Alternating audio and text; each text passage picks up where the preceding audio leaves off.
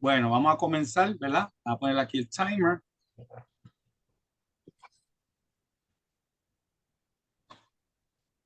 Oficialmente comenzamos la clase de esta noche. Eh, Estamos en el Evangelio según San Juan y vamos a comenzar con el primer capítulo. Antes que nada, siempre me gusta enseñar. eh, Marisa, ¿ves el teléfono tuyo? Porque soy un eco. Es que soy un eco acá. Me gusta siempre enseñar los libros algunos libritos que yo utilizo, ¿verdad? Para estudiar. Si usted quiere una versión de la Biblia, está gratis en internet, una versión de la Biblia que es la más cercana a la traducción original, es la Biblia textual. A ver si aquí, la Biblia textual.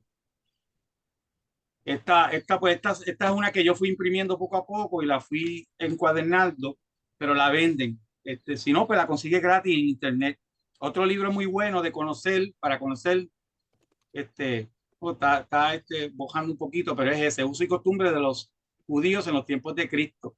Eso para conocer las tradiciones y la cultura de Israel. Un, un, una guía muy buena, la venden en Sam's, creo que la venden. No sé si todavía se vende el libro en Sam's, pero esta la compré en Sam's, muy barata, es esta. Guía completa de la Biblia. Yo soy una persona que me gusta ver, no solamente leer. Y esta tiene muchas ilustraciones de las historias bíblicas, la guía completa de la Biblia. Y aunque tengo mucho, pero para el último que tengo, que es buenísimo, mira lo gordo que es Comentario Bíblico de Matthew Henry, traducido al español. Este es muy bueno también. Son libros de referencia, ¿verdad? Para los que son entusiastas en estudiar la palabra, pues esos libros son buenísimos. Yo tengo aquí, yo voy a utilizar la Reina Valera. Usted puede utilizar la que usted quiera, pero no porque sea la mejor, es porque la que tengo a la mano es la Reina Valera. Y vamos en el primer capítulo. Y antes de empezar a entrar en la lectura del libro, hay unos datos que me gustaría darle sobre Juan y sobre el Evangelio. Eh, eh, de hecho, el propósito principal de Juan escribir el libro, ese evangelio, está en el último versículo del libro de Juan, Juan 20:21, que él escribe, para que crean que Jesús es el Mesías, el Hijo de Dios, y creyendo tengan vida en su nombre. Él es el que escribió que si escribiésemos todas las cosas que Jesús hizo, no cabrían en todos los libros del mundo. Ahora, los eruditos dicen que los primeros tres libros, Mateo, Marco y Lucas, son sinópticos porque esos tres tú los puedes comparar y tienen las historias similares. Pero el libro de Juan es separado, está parte de esos tres, porque Juan le escribe a la iglesia, es lo que dicen pues los teólogos, que Juan le escribe a la iglesia y la razón que utilizan es porque Juan, el libro de Juan, es bien profundo y bien espiritual, pero la realidad es que nosotros tenemos que aprender a leer la Biblia en los tiempos que se escribieron. Y cuando Juan escribe el Evangelio, pues la realidad es que él está escribiendo para convencer a los judíos que Jesús es el Mesías esperado y también convencer a los griegos, porque acuérdense que los griegos en ese tiempo tenían muchos dioses, creían en muchas divinidades. Y al él explicar que Jesús es parte de Dios y que es Dios, pues eleva la imagen por encima de los dioses de los griegos. De hecho, los griegos pensaban que la palabra, o sea, el verbo, el logos, era una fuerza mística poderosa en el universo. Y al Juan venir y explicarle que está en el primer capítulo donde dice que en el principio era el verbo era con Dios y el verbo era Dios, pero obviamente está estableciendo de entrada que Jesús es mayor que cualquiera de los dioses de los griegos. Pero Cuando alguien te pregunta por dónde empiezo a leer, usted puede recomendarle siempre el libro de Juan, porque el libro de Juan es un libro dedicado a la iglesia, dedicado a que tú aprendas a conocer y a intimar con quién es Jesús. Ahora, Juan era uno de 3 discípulos más cercanos. Estos son datos de Juan. Si usted lee las historias, se da cuenta que siempre llamó a 3, ¿verdad? Que era Pedro, Juan y Jacobo. Jacobo, que en la Biblia, en el Nuevo Testamento, es Santiago. Yo había explicado el cambio de nombre, que hasta en inglés no sé cómo se traduce eso a James, Santiago a James, pero el nombre original de esos 3, pues Santiago es Jacobo. Lo que pasa es que en hebreo se decía Jacob, Jacob. Entonces, la evolución del lenguaje, como ustedes saben que en la Biblia ponen San Juan, San Mateo, San Marcos, San Lucas, pues un erudito dice que en la evolución del lenguaje le pusieron San Jacob y terminó añadiéndole una T diciendo Santo Jacob, Santiago. Por eso es que está ese nombre ahí. Como siempre digo en todas mis clases, eh, no se puede negociar con las escrituras, pero mi opinión sí. Usted puede escuchar mis opiniones. Cuando es una opinión mía, yo le voy a decir, esta es mi opinión. Mi opinión, usted puede hacer una de 2 cosas: escucharla, analizarla y aceptarla, o echarla al zafacón. A mí no me está malo que mis opiniones digan, yo no creo en eso, y la tiran al zafacón. Pero siempre me gusta traer datos diferentes para que ustedes tengan recursos para poder hablarle a la gente, y más cuando tiene que ver con la palabra. Hay muchas cosas en la Biblia que no lo vemos, pero se sabe que históricamente sucedieron.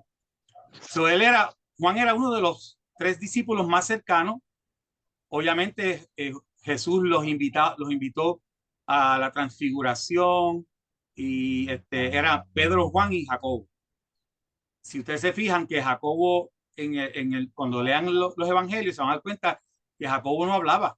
Jacobo no hablaba mucho, prácticamente nada. Y cuando tú lees la epístola de Santiago, de hecho, él describe allí que la lengua es como un pequeño fuego que enciende un gran bosque. En otras palabras, Jacobo aprendió a refrenar su lengua. Por eso es que casi no se escuchaba él ninguna narrativa en los evangelios de Jacobo.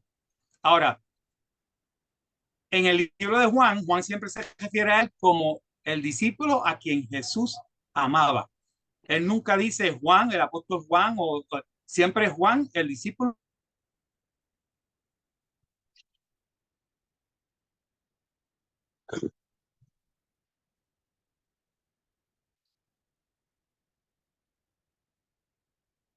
Se congeló. Jesús le dijo a Juan, porque estaba pegadito a él, acostado en su pecho, le dijo que Judas lo iba a traicionar.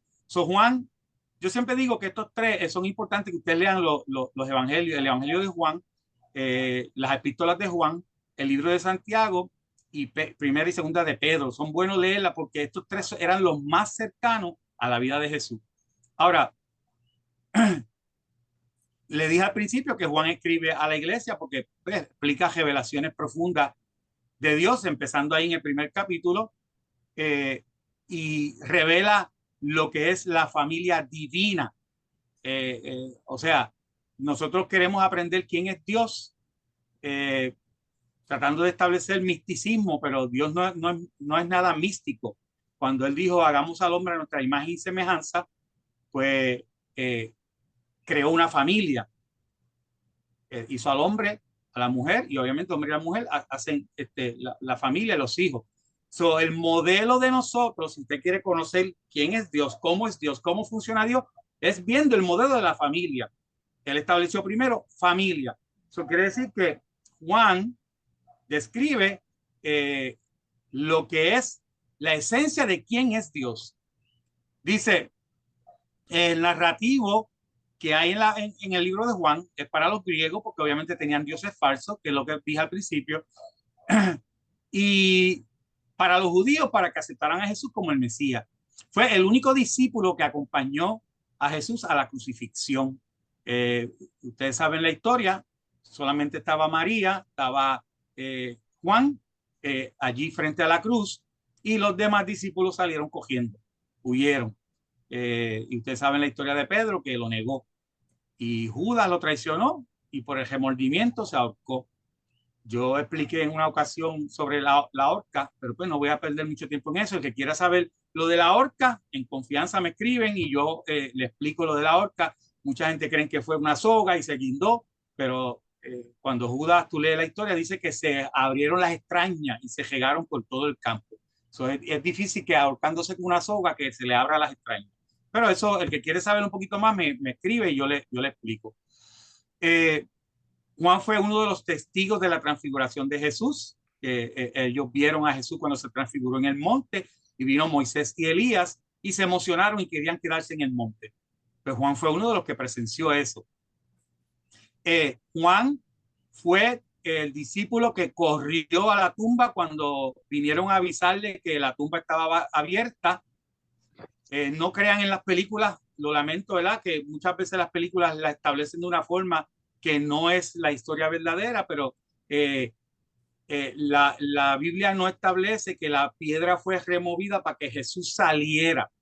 Ya Jesús no estaba allí. La piedra la tumba fue abierta para que la gente viera que ya no estaba. Eso de que salió, abrió la piedra y en Hollywood siempre hace luces y humo y una cosa y sale Jesús caminando, pues eso no es lo que dice la Biblia. La Biblia dice que la tumba estaba vacía y cuando se lo avisó, Pedro y Juan salieron corriendo. Esto es una historia un poquito cómica porque no sé si están leído.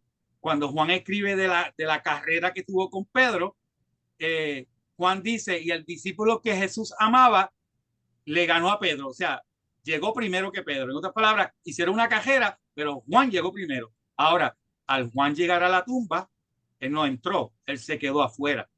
Pedro fue el que le pasó por el lado y sin freno ¡fuop! Se metió para dentro de la tumba y vio que no estaba el cuerpo, que Jesús no estaba allí. Y entonces Juan miró a donde Pedro se metió cuando vio que estaba el lienzo allí. Dice la Biblia, vieron y creyeron. O sea, hasta ese momento no habían entendido que Jesús tenía que morir para luego resucitar. Eh, Juan fue el que sustituyó a Jesús como cuidador de María.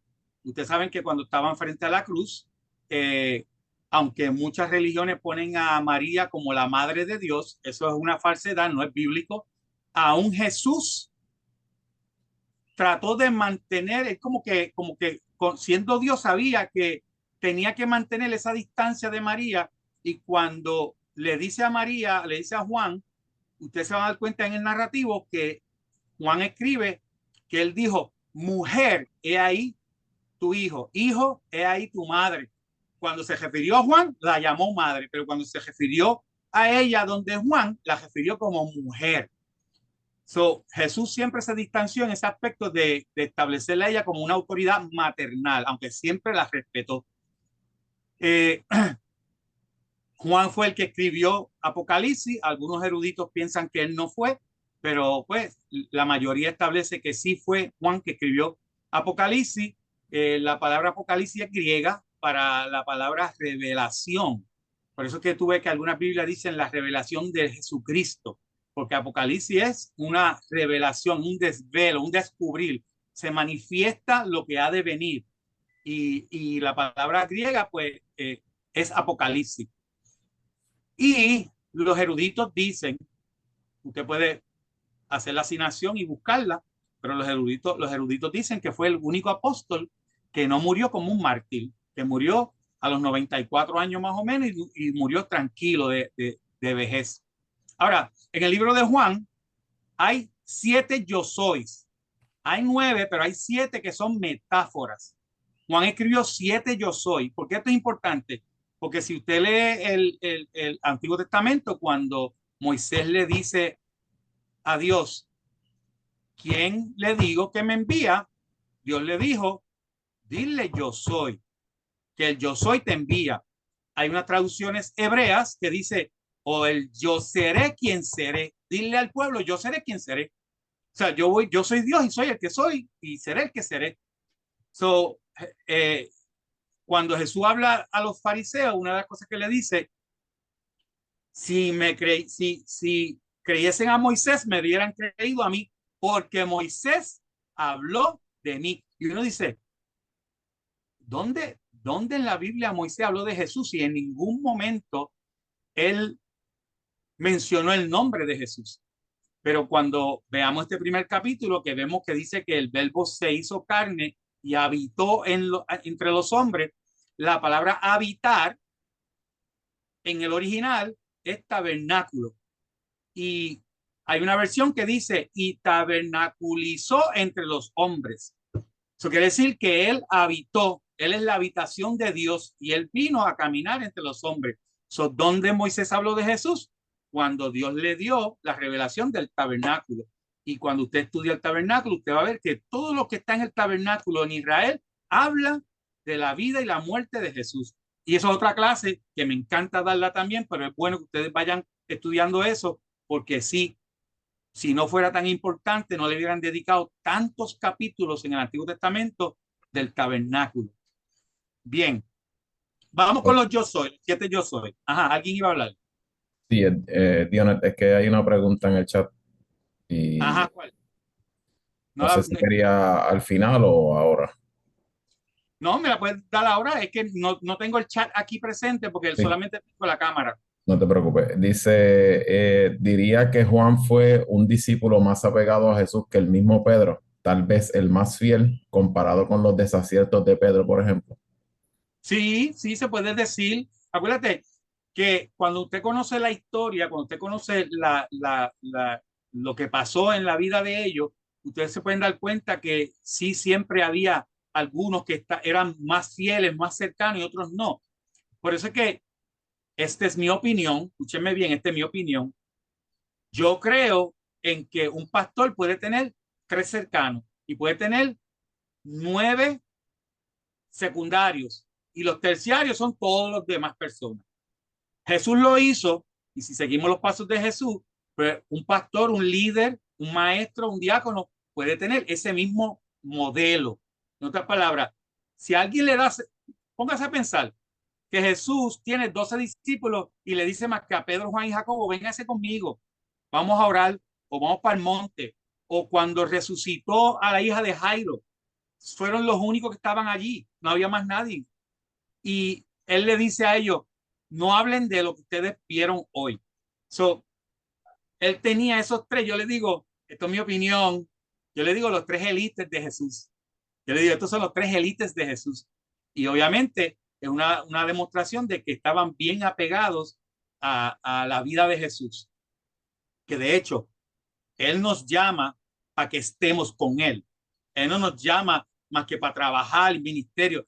Para Jesús es más importante que tengamos relación directa con Él. Por eso cuando envió a los discípulos de 2 en 2, mandó 70, de 2 en 2, 35 grupos.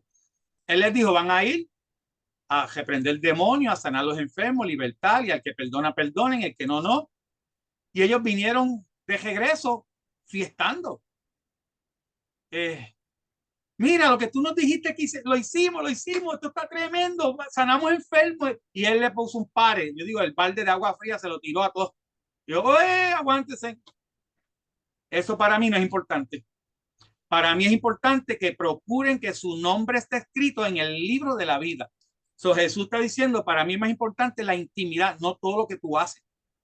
Por eso es que él dice, de que te vale, del que le vale al hombre que granjear el mundo entero, que se gane el mundo entero, pero al final pierda su alma. Es importante que nosotros nos apeguemos a él lo más que podamos, que tengamos tiempos íntimos en secreto con él.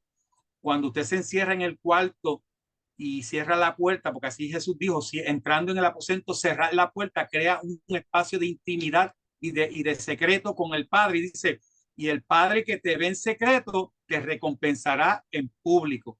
Así que mientras más intimemos, más cerca estaremos de la presencia de Dios y más seremos, digo yo, apapachados por el Espíritu. Tan bueno que es eso, ser apapachado por Dios. Oh my God, eso es tan rico. Dice, Jesús dijo en el libro de Juan, los 7 yo soy el pan de vida. También dijo, yo soy la luz del mundo. Estas son metáforas. Y cada una tiene un significado específico, pero yo no voy a usar toda la noche para esto. Yo soy la puerta. Yo soy el buen pastor. Yo soy la resurrección y la vida. Yo soy el camino, la verdad y la vida. Yo soy la vid verdadera. Esos son los 7 yo soy que hay en el libro de Juan. Ahora, hay 2 ocasiones donde él dice yo soy, que son espectaculares, y es cuando él dice, antes de Abraham, yo soy. Eso quiere decir que lo estaban cuestionando porque dice, espérate, pero si este no tiene 30 años y está diciendo que él conoce a Abraham, que él es antes de Abraham, pues él estaba estableciendo su divinidad eterna cuando dijo eso. Y el segundo yo soy, que no es metáfora, que es el más que me fascina, que nunca lo he visto en película. No sé por qué no ponen esta parte en película, pero cuando lo están arrestando en Getsemaní, ellos vienen donde él y Jesús le pregunta, ¿a quién buscáis? Y ellos dicen, buscamos a Jesús el Nazareno.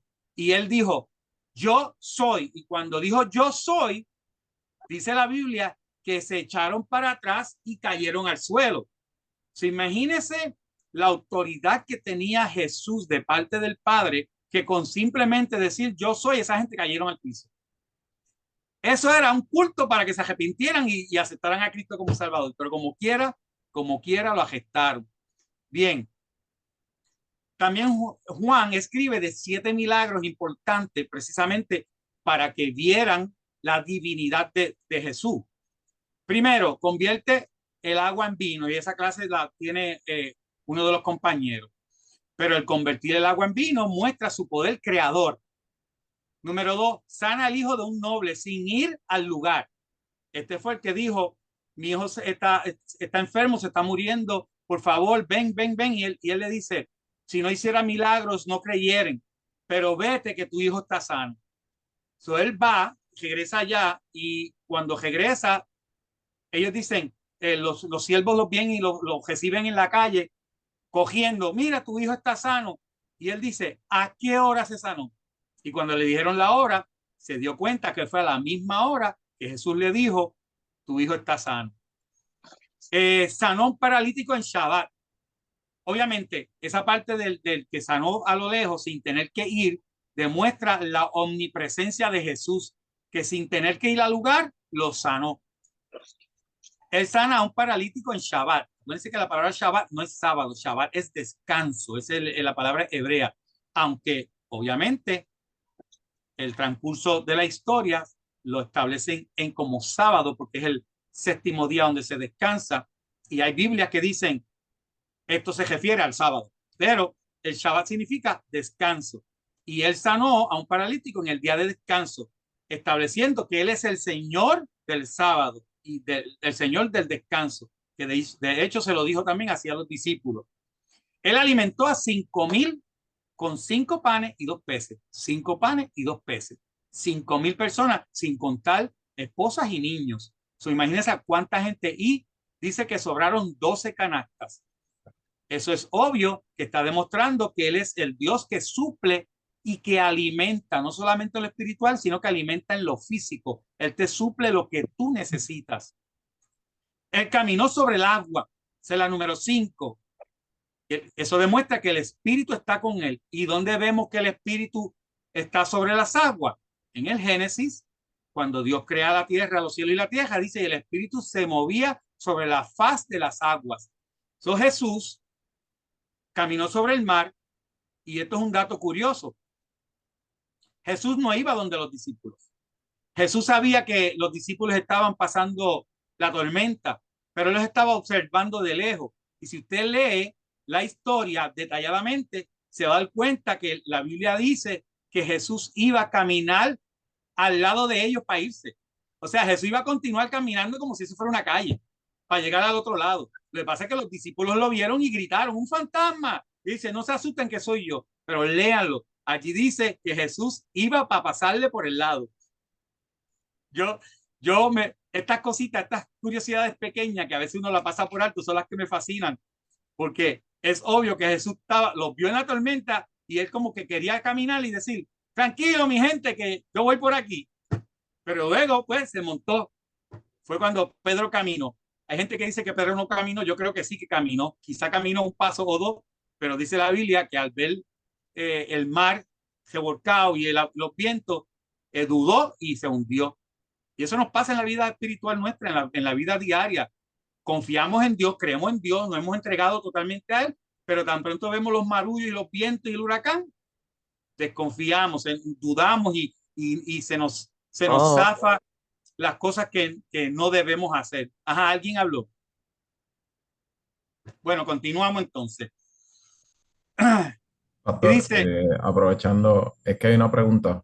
sí, Dice, preguntando, Juan fue echado en aceite caliente y en otra ocasión envenenado y en ambas sale con vida. ¿Esto es cierto? eso es lo que dicen los eruditos que pudo haber pasado, pues, que lo iban a martirizar echándolo en aceite caliente, pero otros establecen que él salió ileso, como cuando Daniel entró los amigos de Daniel fueron al horno de fuego, que el fuego no le dañó ni tan siquiera la ropa. Pues dicen, lo que pasa es que obviamente tú tienes que tener registro histórico para saber que eso es así. Nosotros no podemos creer todo lo que la gente se inventa y hay que ser flexible. Yo no me voy a aferrar a la que sí lo metieron en aceite y Dios lo salvó. Eso, ¿de dónde lo sacaron? ¿Hay algún escrito sobre eso? Pues mira, bienvenido sea. La Biblia dice escudriñarlo todo y retener lo bueno. Pero como algunos dicen que él murió a los 94 años tranquilo, pues quiere decir que pudo haber pasado de esa manera. Pero la idea es que, y no quiero sonar un poco rústico, ¿verdad? Que no importa cómo murieron, lo que importa en sí es la obra que establecieron después de la muerte de Jesús. Que aún Jesús muriendo y yéndose, ellos continuaron con el poder del Espíritu Santo haciendo la obra hasta el final de sus días. Y así debemos ser nosotros. Esto es un estilo de vida. Si mañana mismo yo puedo estar dando esta clase hoy, Dios me cuide, yo no quiero morirme, pero si mañana mismo tengo un accidente y me muero, ustedes van a decir, ay, pero estaría en pecado Urbán, pero ¿por qué se por qué chocó? Entonces, hay mucha gente que piensa que morirse es por pecado, porque algo hizo mal. Y tenemos que tener cuidado cuando caemos en ese juicio, ¿verdad? De que por algo le pasó eso. Ahora, es importante que conozcan las referencias bíblicas y las referencias históricas, porque como dije al principio, hay cosas que suceden que no están escritas, ¿verdad? Pero hay historia y si usted quiere aprender un poquito más de la historia detrás de la historia, pueden ver la serie The Chosen, que ahí muchas cosas, muchos cristianos dicen, no, que eso es contradictorio a la palabra y que sé yo qué, pero en realidad el productor lo que quiere es demostrar la historia detrás de la historia. En otras palabras, si había un endemoniado en el cementerio, ¿cómo llegó allí? Si María era una prostituta y Jesús la rescató, ¿cómo llegó ahí? ¿Por qué? So, ellos establecen una historia detrás de la historia. Le garantizo, no ha habido ni un capítulo de The Chosen que yo no he llorado. Y he visto las 3 seasons por 4 ocasiones. Y aunque ya yo sé lo que va a pasar, cada vez que veo un capítulo, Marisa me tiene que buscar un pañuelo porque estoy llorando. So, les recomiendo The Chosen y le va a encantar. Ahora, vuelvo y repito, no me llamen diciendo Urbana y hay cosas que no son bíblicas. Sí, yo lo sé, pero disfruten la historia detrás de la historia. Amén. Bien, eh, él sana a un ciego de nacimiento escupiendo lodo y se lo echa a los ojos y cuando lo manda a limpiarse es sanado y es un ciego de nacimiento. So, ahí establece que Él es la luz del mundo. Él abre los ojos, no solamente al ciego, a todos nosotros. Todos nosotros hemos ciego en un momento dado. So, Él es la luz, Él es nuestra luz. Resucita a su amigo Lázaro, demostrando que Él es la vida, que Él puede dar vida, Él la quita, Él la da. De hecho, esto es otro dato curioso en la Biblia. Los sacerdotes, cuando supieron que Lázaro resucitó y que había muchas personas siguiendo el camino, porque antes no le llamaban cristianos, antes le llamaban los del camino. Cuando los sacerdotes vieron que el testimonio de Lázaro estaba haciendo muchos convertidos, dice la Biblia que intentaron matar a Lázaro. Así que no piensen que a Jesús fue el único. Trataron de matar a Lázaro. ¿Usted se imagina? Después de resucitar, que vengan gente a tratar de meterte en la tumba de nuevo. Jesús te saca y la gente te quiere meter. Eso me suena como cuando tú dejaste de beber y tus amigos dicen, date una, que eso no es nada. Date una, vente, vamos para el baile, que eso no es.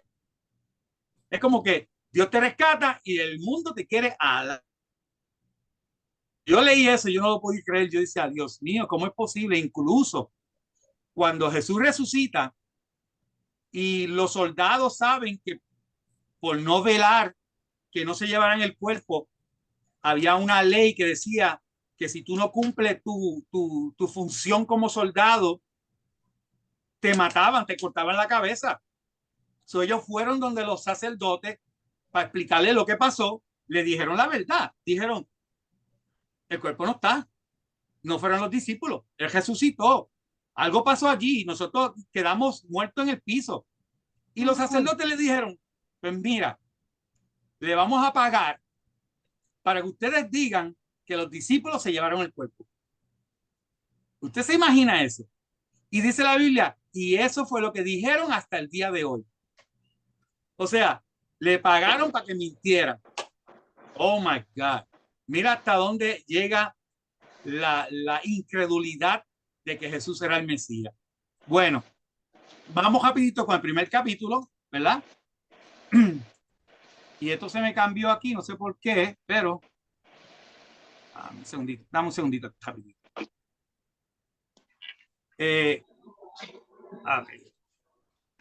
Y el primer capítulo, ¿verdad? El primer capítulo de Juan se divide en 4 partes.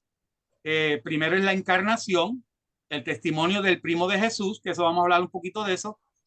El testimonio de Juan Bautista a los religiosos y el testimonio, perdóname, el testimonio de Jesús, de Juan Bautista a los religiosos, que él le testificó a los sacerdotes que él no era el Mesías, que él no era Elías, que él era la voz que clamaba en el desierto, y el testimonio a la gente cuando señalaron a Jesús, y la cuarta parte es el reclutamiento de los discípulos. Lo de Juan siendo familiar se sabe porque cuando María visita a Elizabeth ya estaba encinta, creo que unos 6 meses más o menos, y dice que María fue a visitar su pariente. Por eso es que dicen que Juan era familia de Jesús, primo de Jesús. Ahora, hay un dato curioso en esto, lo vamos a leer, que Juan no sabía que Jesús era el Mesías, era su primo. Y me imagino que tuvieron barbecue juntos, digo, esta es la versión según San Urbán, ¿verdad?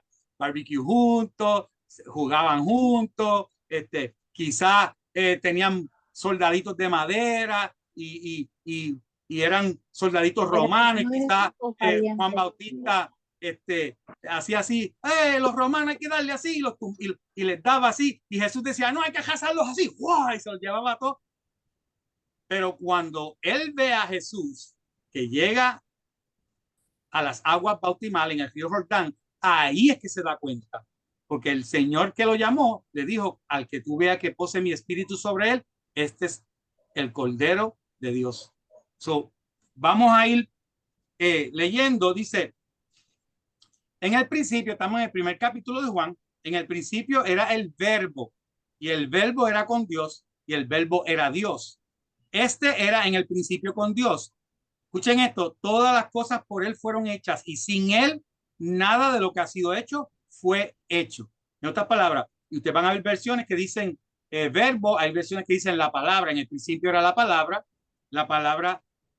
era con Dios y la palabra era Dios. Hay otra versión que es la traducción del griego que le dicen en el principio era el logos era con Dios y el logo era Dios. Y ese logos se hizo carne. Dice, en él estaba la vida y la vida era la luz de los hombres. La luz en las tinieblas resplandece y las tinieblas no prevalecieron contra ella. So, ahí en esos primeros 5 versículos, Juan está estableciendo la encarnación de Jesús. Establece que Jesús estuvo en la eternidad con el Padre.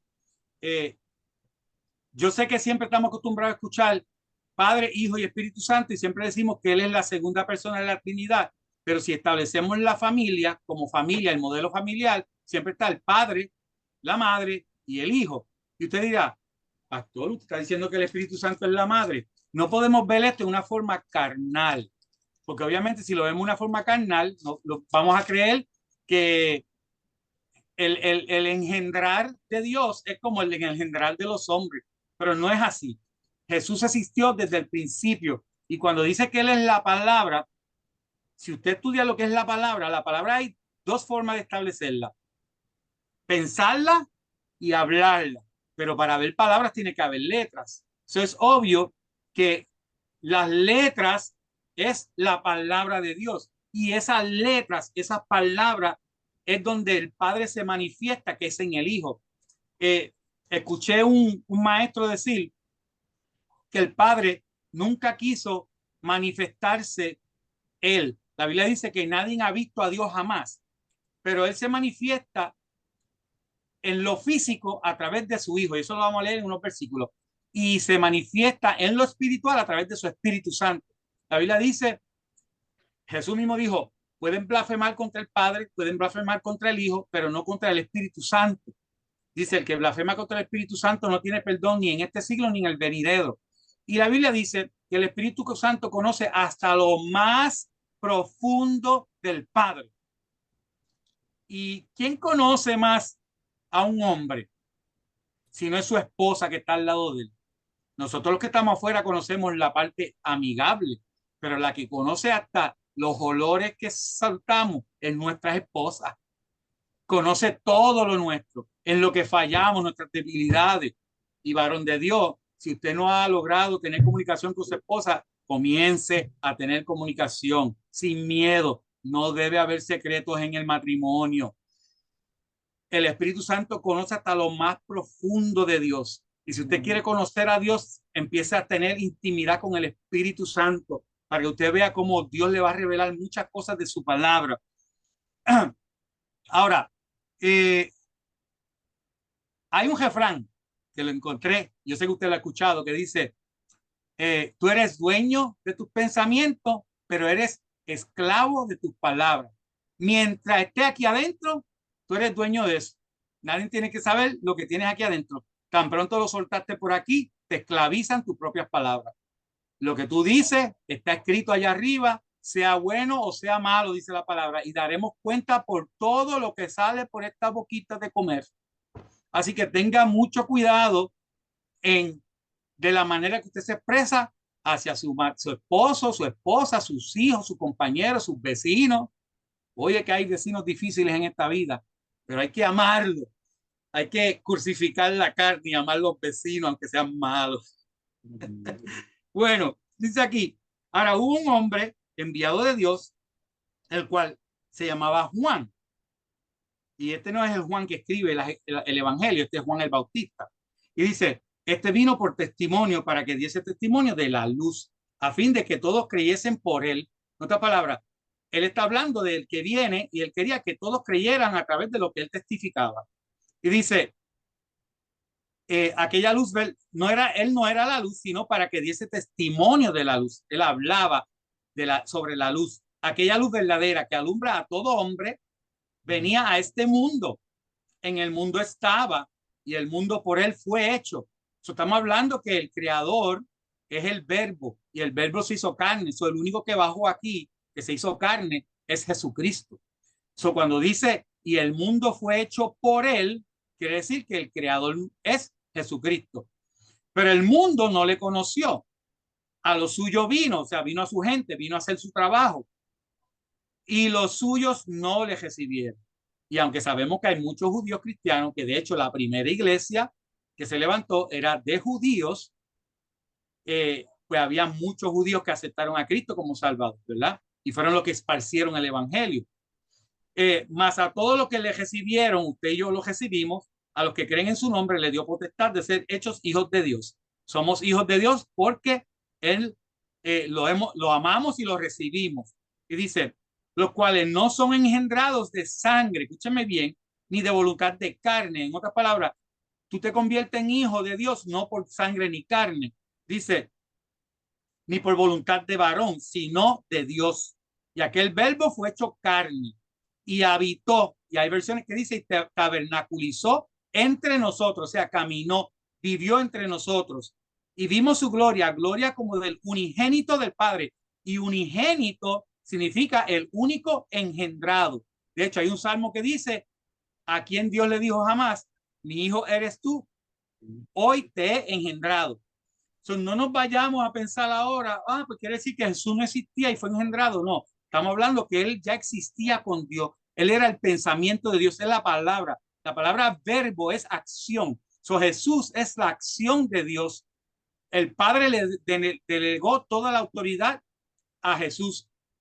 Y vamos a ver cómo Jesús toma toda esa autoridad, él hace todo, pero llega un momento dado, en 1 Corintios capítulo 15, creo que lo vamos a leer más adelante, donde dice que él le devuelve todo al Padre. Y dice, lleno de gracia y de verdad, Juan dio testimonio de él y clamó diciendo, este es de quien yo decía, el que viene después de mí es antes de mí, porque era primero que yo, porque de su plenitud tomamos todo y gracia sobre gracia, pues la ley por medio de Moisés fue dada, pero la gracia y la verdad vinieron por medio de Jesucristo y la gracia es por gratis. Usted no puede hacer nada para ganarse la salvación, simplemente aceptarlo, pedir perdón y aceptarlo. A Dios nadie le dio jamás. El unigénito Hijo, estamos hablando de Jesucristo, que está en el seno del Padre, o sea, el seno es que está aquí en su pecho, dice, Él le ha dado a conocer. Por eso que Jesús dijo, cuando le dijeron, enséñanos el Padre, Él dijo, pero tanto he caminado entre vosotros y todavía no me conocen. Lo que Jesús está estableciendo, que Él es la imagen exacta del Padre. Y dice, este es el testimonio de Juan, cuando los judíos enviaron a Jerusalén sacerdotes y levitas para que le preguntasen, ¿tú quién eres? Confesó y no negó, sino confesó, yo no soy el Cristo. Juan le estableció claro desde el principio. Y dice, y le preguntaron, ¿qué pues? ¿Eres tú Elías? Dijo, no soy. ¿Eres tu profeta? Y él respondió, no. Pues entonces, ¿quién eres? Para que demos respuesta a los que nos enviaron. Esto me suena a cuando alguien viene a pedir consejo y dicen, pastor, una amiga mía que está pasando por esto y quiero saber qué le puedo decir. Y a lo mejor, por no decir que soy yo, pues esto parece eso mismo. Dinos quién tú eres para decírselo a los que nos mandaron a venir para acá. Pero seguramente ellos mismos querían saber quién era Juan el Bautista. De hecho, el apellido Bautista no es porque él estableció la iglesia bautista, eso es porque él bautizaba en el río Jordán y le dieron ese apellido, pero en realidad era Juan, ¿verdad? Y dice, le dijeron pues, ¿quién eres? Para que demos respuesta. ¿Qué dices de ti mismo? Y dijo, yo soy la voz de uno que clama en el desierto, enderezar el camino del Señor, como dijo el profeta Isaías, y eso está en Isaías, lo puedes buscar. Y los que habían sido enviados eran de los fariseos, y le preguntaron y le dijeron, ¿por qué pues bautizas si tú no eres el Cristo? Fíjense en que están preguntando por qué bautiza, porque hay una ceremonia de limpieza cuando tú ibas al templo. Hay unas tinajas que de hecho, Iremic va a hablar de esto en la próxima clase, donde la boda de Canaán, cuando Jesús mandó a llenar las tinajas, eran las tinajas de lavamiento ceremonial. Y obviamente pues, los que hacían ese lavamiento eran los que ministraban en el templo. Y Juan era como decir, alguien tiene su micrófono abierto, como decir, los cupones para los puertorriqueños, para los pobres. Pues Juan era la fila de los cupones para los judíos que no tenían suficiente dinero para hacer el lavamiento en el templo, porque había que llevar ofrenda. Y Juan nunca pidió una ofrenda, simplemente decía arrepentidos y bautícese. Más estableció que el que viene detrás de él bautizaría en fuego, Espíritu Santo y fuego. Juan le respondió diciendo, yo bautizo con agua, mas en medio de ustedes, escucha lo que él dice, en medio de ustedes está uno a quien ustedes no conocen. Este es el que viene después de mí, el que es antes de mí, del cual yo no soy digno de desatar la correa del calzado. Estas cosas sucedieron en Betábara. Al otro lado hay otras versiones que dicen Betsaida, ¿verdad? al otro lado del Jordán, donde Juan estaba bautizando. El siguiente día vio Juan a Jesús, escuchen esto, que venía a él y dijo: he aquí el Cordero de Dios que quita el pecado del mundo. Este es aquel de quien yo dije: después de mí viene un varón, el cual es antes de mí, porque era primero que yo. Juan está confesando algo sabiendo que él nació primero que Jesús. ¿Ve? Y dice: pero este era antes que yo. Y yo no le conocía. Escúchame bien. Dice: yo no le conocía más para que fuese manifestado. Pastor, disculpe, es que se puso en mute.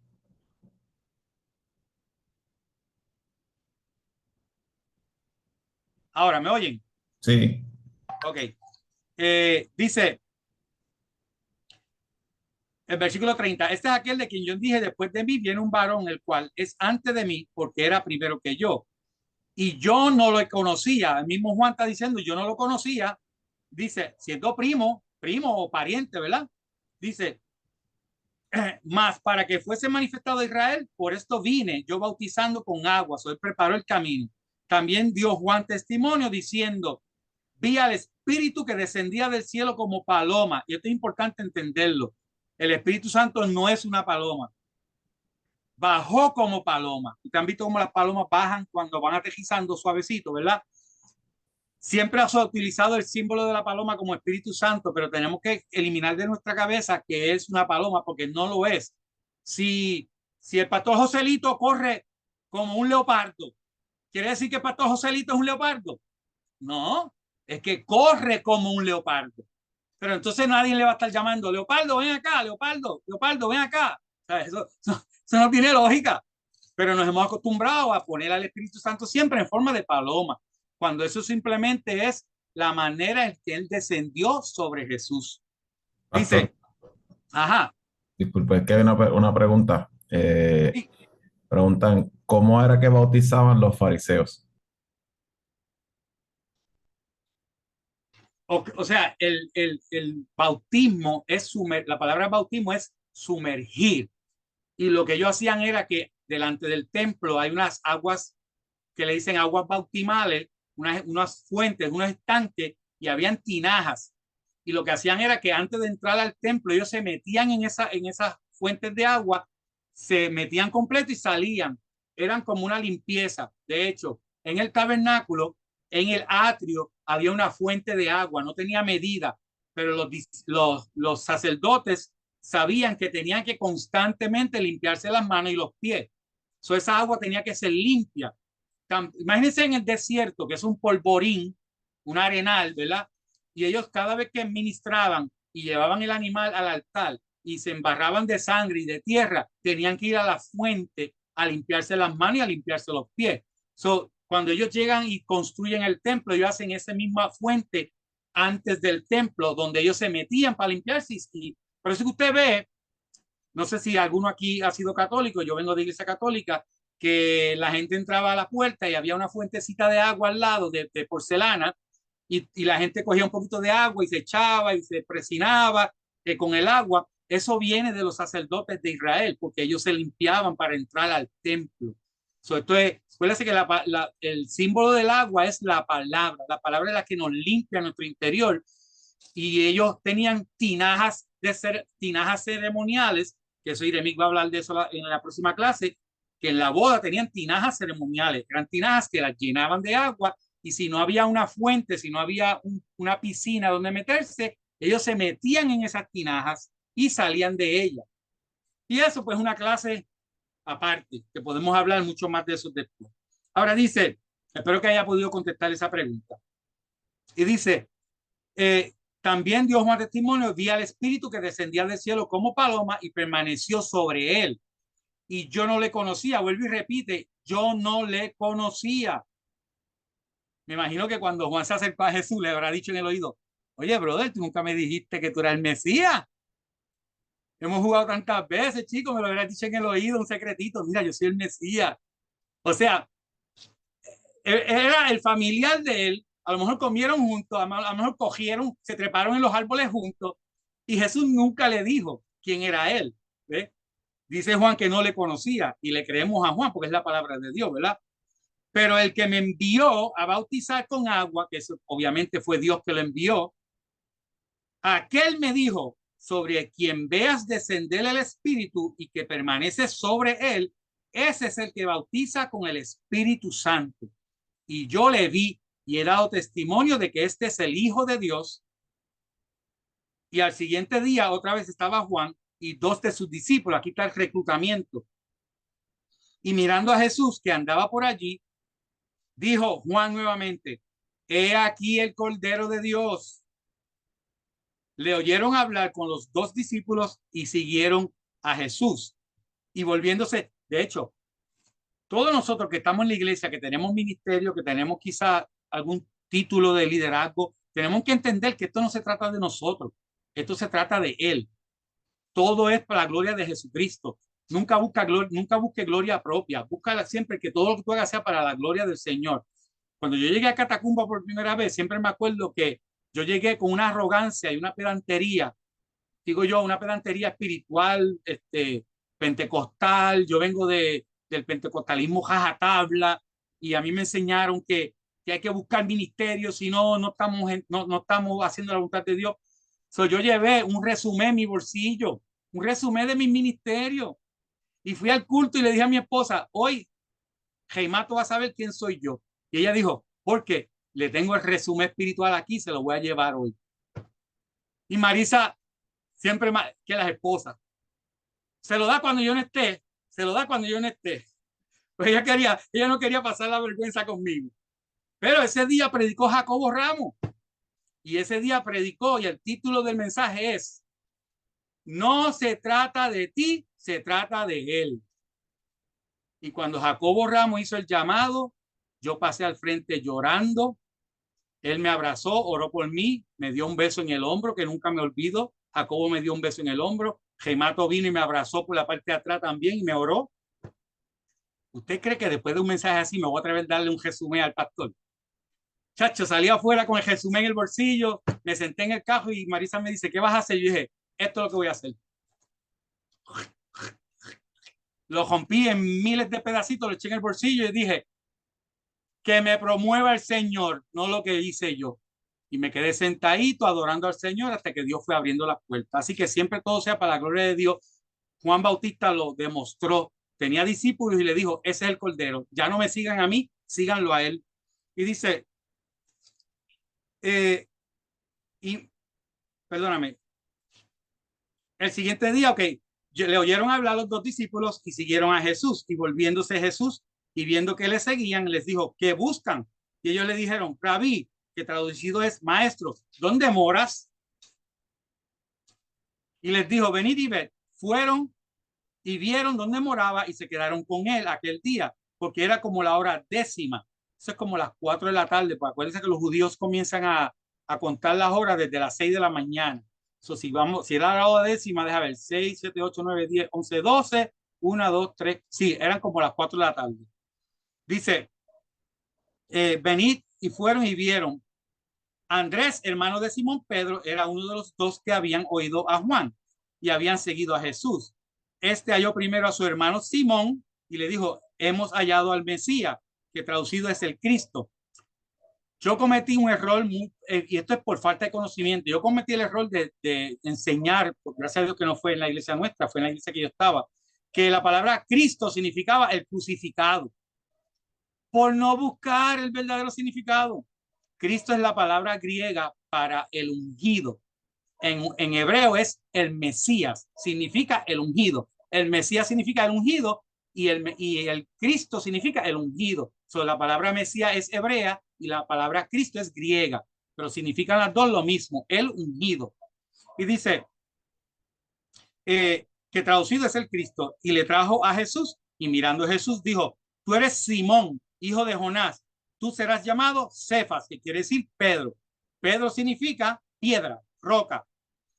Al siguiente día quiso Jesús ir a Galilea y halló a Felipe y le dijo, sígueme. Y Felipe era de Betsaida, la ciudad de Andrés y Pedro. Y Felipe halló a Natanael, o sea, empezaron a reclutarse.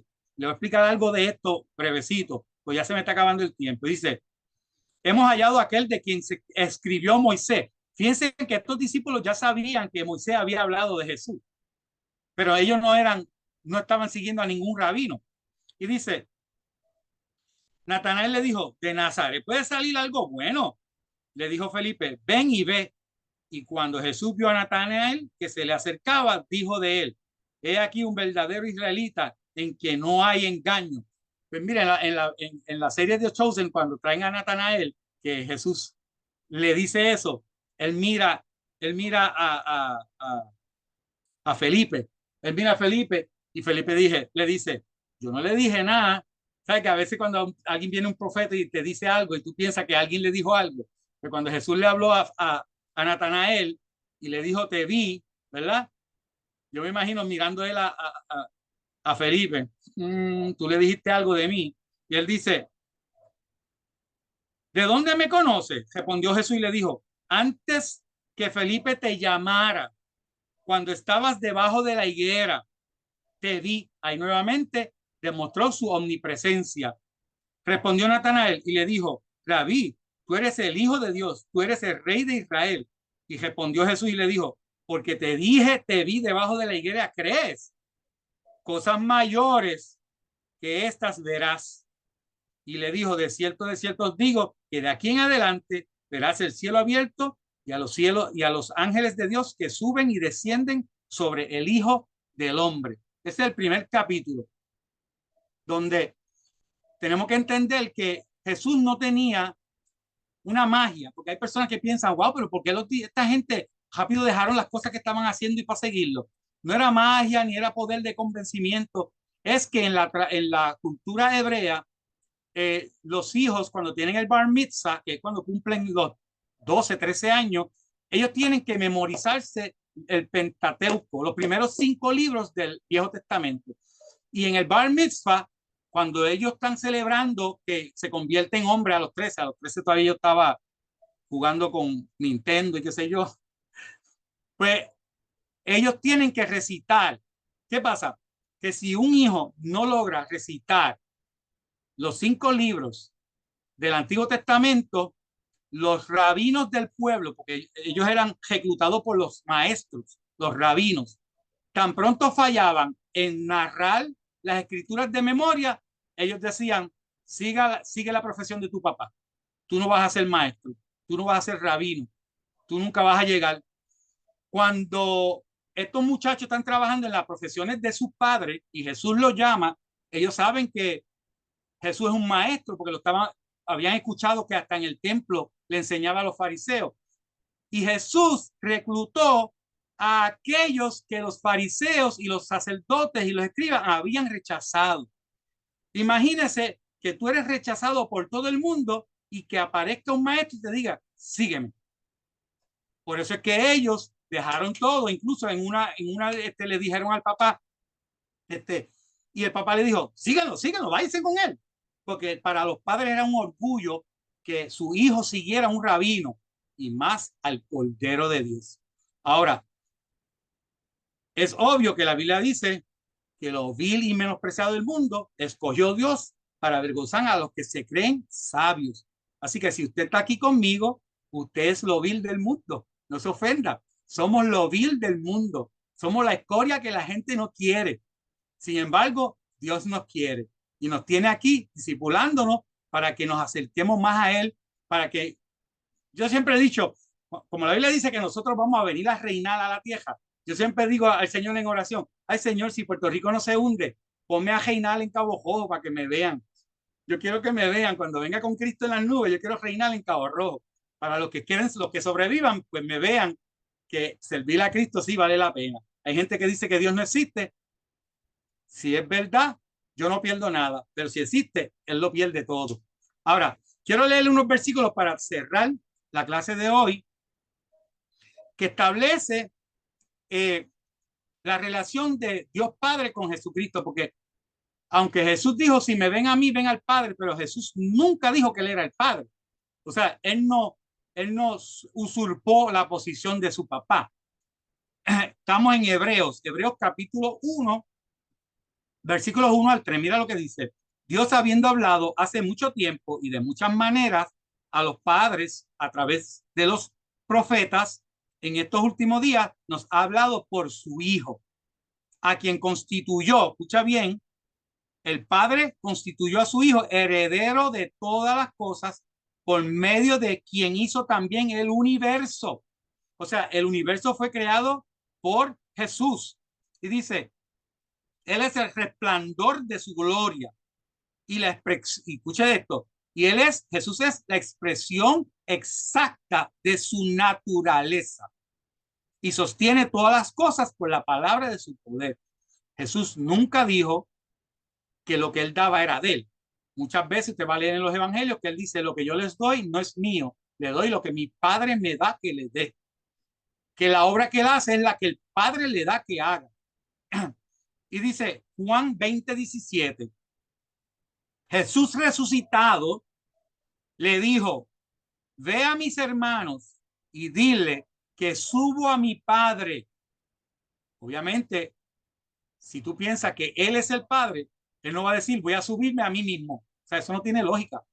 Él, como hijo, iba a subir a presentarse como primicias de resurrección a su papá. Y dice, subo a mi Padre, que es vuestro Padre, y subo a mi Dios, que es su Dios. Jesús está, obviamente, reconociendo que el Padre es su Dios. Colosenses 1:15, mira lo que dice. Cristo es la imagen visible del Dios invisible. El Padre nadie lo vio jamás, pero el Padre se revela, se manifiesta a través de su Hijo Jesucristo. Dice, Él ya existía antes de todas las cosas, antes que todas las cosas fueran creadas, y es supremo sobre toda la creación, porque en Él fueron creadas todas las cosas, tanto en los cielos como en la tierra, visibles e invisibles, ya sean tronos, dominios, poderes, autoridades, todo ha sido creado por medio de Él y para Él.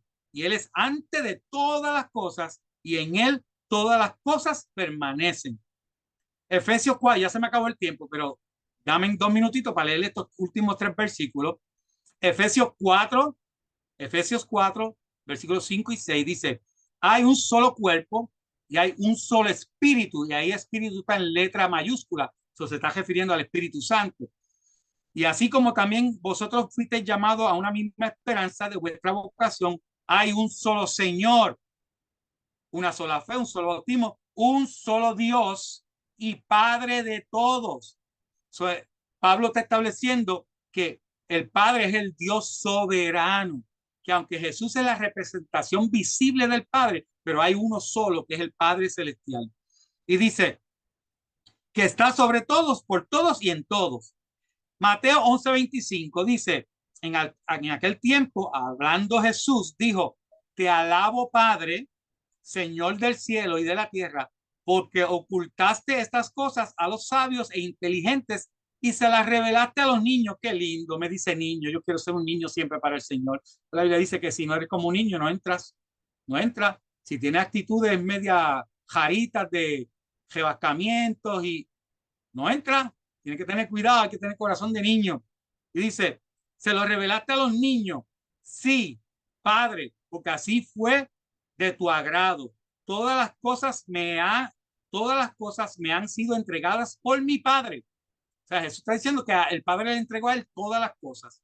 Y dice, y nadie conoce al Hijo sino el Padre. Y nadie conoce al Padre sino el Hijo. Y aquel a quien el Hijo se lo quiera revelar. Usted y yo. Y por último, que este versículo lo traje porque me fascina en el aspecto de la relación entre Cristo y el Padre. 1 Corintios capítulo 15, versículo 25, y con esto cierro. Pues Cristo debe reinar hasta que haya puesto a todos sus enemigos debajo de sus pies. Cristo va a ser el rey hasta que todos los enemigos, todos, estén puestos bajo los pies de él. Y dice, y el último enemigo que será abolido es la muerte. Eso va a ser quitada, no va a haber muerte, porque Dios ha puesto todo en sujeción bajo sus pies. Bajo los pies de Cristo está todo sujeto bajo los pies de Cristo. Y cuando dice que todas las cosas le están sujetas, es evidente que se exceptúa a aquel que ha sometido a Jesús, a él, todas las cosas. Y cuando todo haya sido sometido a él, entonces también el Hijo, escuchen esto, el Hijo mismo se sujetará a aquel que le sujetó a él todas las cosas, para que Dios sea todo en todos. Eso es obvio que Jesús, cuando usted lee la historia de los evangelios, se van a dar cuenta que Jesús nunca usurpa el lugar del Padre, pero sí él dice que él es la imagen exacta. Es como mirarse en el espejo. Es como mirarse en el espejo, la realidad física y la realidad virtual. La que está en el espejo es la realidad virtual, que tú sabes que es el reflejo que estamos viendo, y pues la ciencia detrás de eso yo no lo voy a explicar porque lo leí y dije, yo, eso es muy complicado para explicarlo con un espejo. Pero la realidad es que tú te miras en el espejo y estás viendo quién tú eres. Y Jesús es el reflejo exacto de la gloria del Padre. Así que Dios les bendiga a todos en esta noche. Espero que se hayan edificado. Recuerden que les voy a dar el enlace del resumen del libro completo para que ustedes puedan entrar a YouTube y verlo.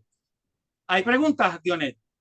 Eh, la pregunta, yo creo que la acaba de contestar, ¿verdad? Es si va a haber unas notas, algún resumen de la clase que se vaya a compartir para, ¿verdad? Para aquellos que les interese. Sí, yo tengo unas notas aquí, yo se las puedo pasar en confianza. Esto es para repartir, para regalar, esto es para que todos tengan para estudiar en sus casas. A mí me fascina que la gente quiera estudiar la palabra de Dios, y lo que es explicar quién es Dios, quién es el Hijo, quién es el Espíritu Santo, es algo que me fascina en cantidad. Y obviamente usando la palabra. Hay muchas personas que no entienden la Trinidad, hay muchas personas que no entienden la obra completa de Jesús. Yo he tenido preguntas y, como siempre digo, no hay pregunta tonta para mí. Toda pregunta es aceptable. Yo no soy de las personas que me gusta convertir a la gente, a mí me gusta disipularlas. Aquí mi cuñado estuvo viniendo, el cuñado con cuñado, porque es el cuñado de mi esposa Marisa. Él tenía preguntas y empezó a venir aquí toda la semana con una pregunta diferente. Y por un año lo disipulé, él viniendo a hacerme preguntas. Y nunca le dije, ¿cuándo te vas a convertir? ¿Cuándo vas a venir a la iglesia? ¿Cuándo te vas a entregar? Nunca. Al año, mi cuñada, la hermana Marisa, me dice, quiero darte las gracias llorando. ¿Por qué? Porque el domingo mi esposo fue a la iglesia y entregó su corazón a Cristo. Y hoy es líder y diácono de la iglesia. Así que nunca dudes lo que el Espíritu Santo puede hacer en el corazón de una persona. Simplemente lo que tienes que disipularlo. Jesús dijo que hagamos de las naciones discípulos. Él no dijo conviértalos a Cristo. Incluso, si usted lee las historias de Cristo, él nunca dijo, arrepiéntete y ve a la iglesia. Él dijo, arrepiéntete, vete y no peques más. Y a otros le dijo, no vuelvas a pecar porque te pueden venir cosas peores. Eso es lo que tenemos que hacer, tener una buena relación con Dios. Y si tenemos una buena relación con Dios, vamos a tener una buena relación con el prójimo. Y si tenemos una buena relación con el prójimo, vamos a querer ir a la iglesia a hacer de bendición a otros. Y estamos aquí para hacer de bendición. Esa es mi oración todos los días.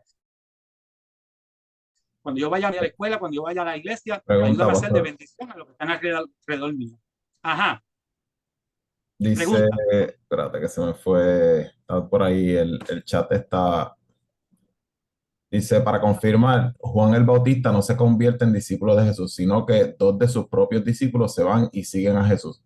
¿Cierto? ¿O me equivoco? ¿O me corrigen? No, eso es así. De hecho, Juan continuó bautizando. Acuérdate que Juan estaba preparando el camino para la venida del Mesías, que era Jesús. Él mismo dijo, yo muengo y él crece. Pero obviamente le llegó la duda. ¿Por qué le llegó la duda?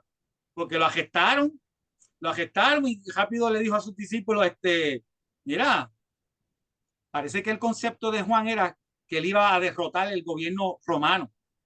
Y le dijo, estoy aquí encejado y no he notado nada que está pasando con el gobierno, pregúntale si es él. Fíjate que está dudando de lo que el Espíritu Santo le reveló, que él escuchó la voz que dijo, este es mi hijo amado en quien tengo complacencia. Y vio el Espíritu Santo bajar y dice, y se posó, se quedó sobre él. Y sin embargo, viendo esa gloria, pregúntale si es él o viene otro, porque estoy aquí encerrado.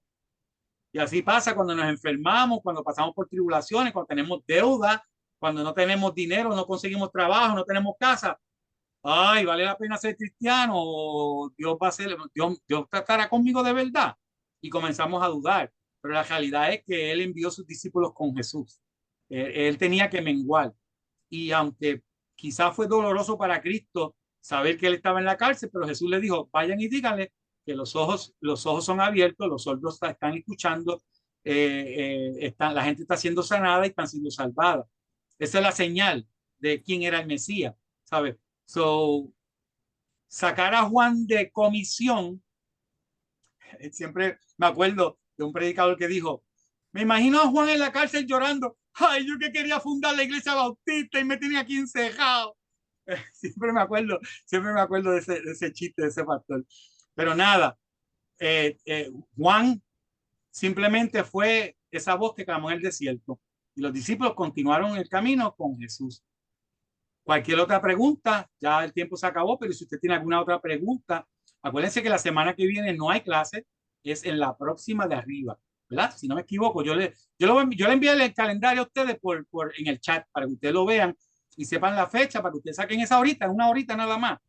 Si alguno tiene alguna pregunta adicional, se lo digo a los maestros también cuando empiecen a dar clases, Pastor. eso mismo, exactamente, eso mismo.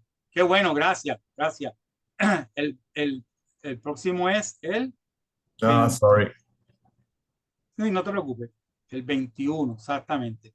So, eh, eh, a los demás maestros, acuérdense de darle su email, porque quizás no quieran preguntarme a mí, quieren preguntarle a los demás. Son 9 maestros adicionales que van a estar dando clases. Pero me pueden escribir, es bien sencillo, israelurban@yahoo.com.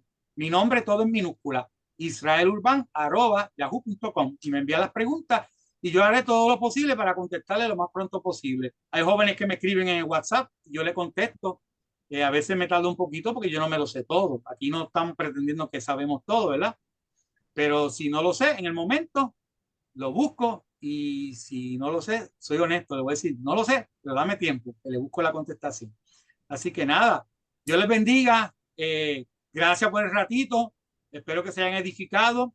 Siempre que tengan preguntas, no duden en preguntarme y si no conmigo, cualquiera de los pastores de la iglesia, pero siempre busque a alguien, ¿verdad? Que pueda darle testimonio genuino de lo que dice las escrituras y que nunca establezcan la opinión como si fuera palabra de Dios. Hay opiniones que hay que echar la zafacón. Yo escucho a todo el mundo. Yo escucho a los testigos de Jehová, a los adventistas, yo escucho a los mormones, yo escucho a todo el mundo y adopto cosas que son buenas y que son bíblicas y hay otras cosas que las rechazo. Así que escudriñalo todo. Y no porque yo tenga unos church, tiene que creer todo lo que yo diga.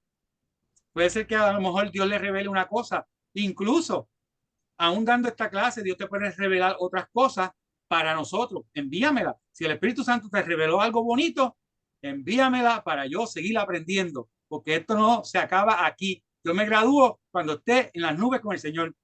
Amén. Dios les Amén. bendiga. Les esperamos entonces el 21 de marzo que le toca a la maestra Iremí con el segundo capítulo del libro de Juan. Bendiciones a todos.